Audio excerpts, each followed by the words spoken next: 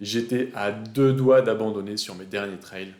Et tout ça à cause de 3 erreurs débiles. Pourtant, on m'avait prévenu de ne surtout pas les faire.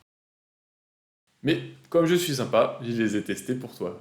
Aujourd'hui, je te les partage pour que tu puisses toi-même les éviter. Et si tu débutes en trail, crois-moi, ça peut te sauver une course. Alors, ma première erreur a été de ne pas assez connaître le profil de mes courses. Sur mon premier trail, tout s'est bien passé, mais sur le deuxième, j'avais vu qu'il y avait une petite difficulté au début, une grosse difficulté au milieu et une petite difficulté à la fin. Sauf que ce qui s'est passé, j'ai bien géré la petite difficulté du début, la grande du milieu, et sauf qu'après j'avais encore du jus. J'étais cuit au niveau musculaire, mais j'avais encore envie de galoper.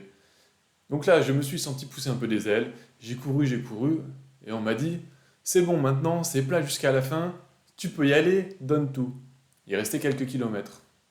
Et donc moi, qu'est-ce que je me suis dit? Je me suis dit, c'est vrai, j'ai passé la grosse difficulté, je peux bombarder.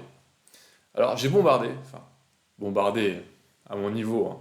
Du coup, j'ai envoyé, et j'ai complètement oublié qu'il restait quand même une petite difficulté à la fin, mais qui n'était pas des moindres. Il y avait une bonne petite montée, pas si facile que ça. Du coup, je suis arrivé dans le début de la montée, je me suis dit, bon, bah, c'est juste une petite montée, j'ai encore un peu de jus, je l'aurais marché en temps normal, je l'ai couru, et là, au bout d'un moment, physiquement, j'ai explosé dans la montée. J'ai commencé à avoir des crampes, mal partout, et j'étais en mode, mais là, je sais même pas si je vais pouvoir finir.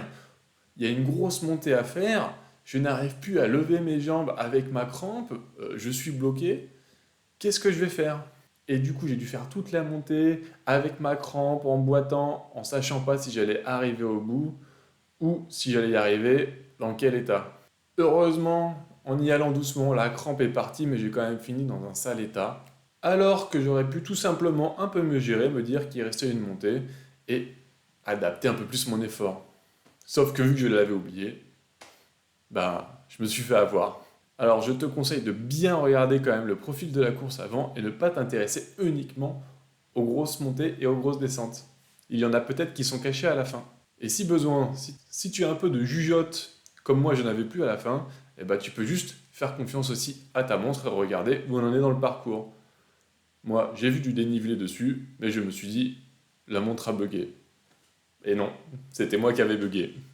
On en vient maintenant à la deuxième erreur que j'ai faite et que je veux que tu évites de faire. Alors moi, je suis plutôt un coureur à la base sur route, et donc le dénivelé, je connais pas trop, quoi. Et en plus, je suis de région parisienne, donc si tu veux, les montagnes et les terrains techniques, c'est pas trop ça. Du coup, je me suis quand même un peu renseigné. Là, j'ai vu qu'il y avait du dénivelé à faire. J'ai quand même fait quelques petites sorties et je me suis mis quelques petites séances de renfort par-ci par-là. Ouais, juste pour assurer, quoi. Sauf qu'en fait, eh ben, c'était pas du tout assez. J'ai fini mes 2 premiers trails, mes 2 premières courses avec des crampes au quadri, aux ischios, aux fessiers. J'étais cuit musculairement et je n'arrivais plus à avancer. Alors que pourtant, j'avais du jus, j'avais encore envie de courir.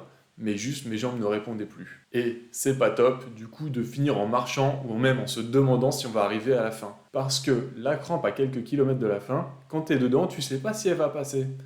Et donc, tu te dis à tout moment, il y a encore une autre crampe qui se déclenche où je suis obligé de marcher, m'arrêter. Enfin bref, voilà. Et le pire, c'était pas pendant la course, c'est après.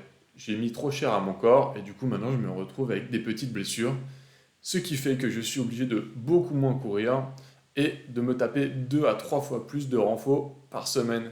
Et ça, je m'en serais bien passé dès le début. Alors, si tu veux pas faire la même, essaye de faire un peu plus de renfort que prévu. Ça peut toujours être utile. Au pire, tu seras juste plus à l'aise dans les montées et les descentes. Malin. Et maintenant, la troisième erreur que j'ai faite et que tu ne vas pas faire, eh bien, c'est de tester ton matériel le jour de la course. Alors, oui, moi aussi, on me l'a dit, et du coup, j'avais testé mon sac, etc., l'hydratation, l'alimentation, avant, pas de souci. Sauf que, on est au printemps, j'ai commencé, il faisait beau. Ma dernière course était en juin, j'étais prêt, j'avais tout testé. Sauf qu'une semaine avant, je regarde la météo et là, qu'est-ce que je vois? De la pluie toute la semaine et des orages. et y compris le jour de la course. Et ça, j'avais pas anticipé parce que j'avais toujours couru par beau temps. Du coup, je me suis retrouvé à acheter du matériel type une veste un jour avant à Decathlon pour la pluie. Mais surtout, j'ai découvert que le terrain était dégueulasse. Et donc la veille de la course, on m'a dit, ton terrain, on l'a fait, je te conseille de partir avec des bâtons, sinon pas sûr que tu arrives au bout. Sauf que là, moi, je n'avais jamais couru avec des bâtons, encore moins en montée, en descente, et on me dit ça la veille de la course, tu vas pas finir si t'as pas de bâton. Bah, du coup, qu'est-ce que j'ai fait? On m'a prêté des bâtons. D'ailleurs, je n'avais rien pour les ranger, j'ai couru toute ma course avec les bâtons à la main. Et l'apprentissage des bâtons, bah, j'ai regardé 2 vidéos YouTube la veille, et j'ai vu qu'il y avait plein de techniques différentes, et ben, j'ai appris sur le tas. Sauf que déjà, quand c'est la course, eh ben, t'as pas envie d'apprendre à comment manier les bâtons, à synchroniser le haut du corps, le bas du corps, une galère. Mais bon, ça a juste rendu la course un peu plus difficile et tu vas me dire, bah, pourquoi t'as failli ne pas la finir? Eh bien, t'as raison.